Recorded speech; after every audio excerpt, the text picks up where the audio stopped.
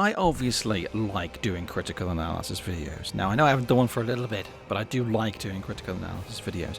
And I've never really done one for a game that's not a big, massive title.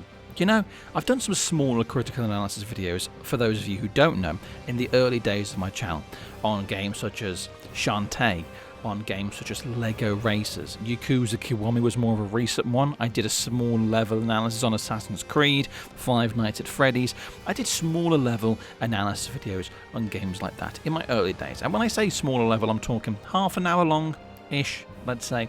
But I've been looking at Lords of the Fallen. Right, now, obviously, I've been gone. I disappeared for about a year.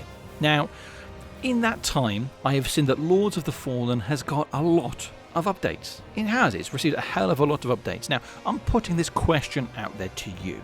Do you think that I, at some point after I've done my Bloodborne video, should go and give Lords of the Fallen another chance? And this is important. I want to hear from you down in the comment section below. Do you think it is worth giving it another go? Lies of P, of course, was an incredible game. And that game, right from day one, was incredibly playable, 60 frames per second frame rate, 4K resolution, consistent throughout the entire game. It did have some slightly dodgy mechanics, and some boss fights were a bit tuned in certain ways, which they ended up ironing out, and the game is incredibly fun, an incredibly playable and replayable game that I absolutely love. Now, this I think is the reason why I don't want to do a video on Lies of P, because it's very known across my channel that I really like Lies of P. I did a lot of videos talking about it. Lords of the Fallen, however, though, was the opposite. I was really excited for that game. I was really hyped. I made videos talking about how much I wanted that game to be good, and how I was convinced, based on what I saw, that it had got a lot of love going into it, and it was going to be like the Dark Souls 4 that we always wanted. I mean, how wrong could I have possibly been? I mean, Jesus Christ. The game was awful. It had one of the worst launches I have seen in a video game at all.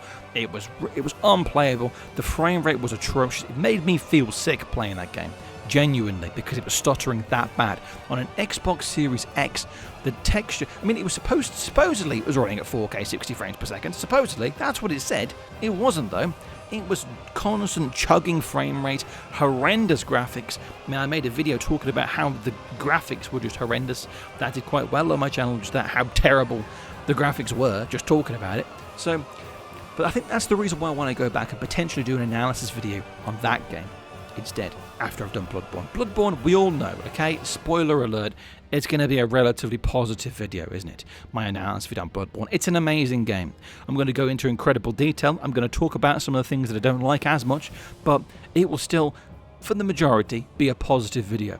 So I think potentially doing an analysis on Lords of the Fallen could be interesting, to look at it from both angles. Actually try and do an analysis video on a game that isn't potentially as beloved, you know, and go into it and see what could be done, the things that could be tweaked to make it better, and see where the issues really lie in that game, because I haven't seen any long-form analysis videos on Lords of the Fallen, or even Lies of P, to be fair. Not long-form, not very long. I mean, I think it was Joseph Anderson did a video on it, but it wasn't really long like his usual videos, you know, it was a shorter one.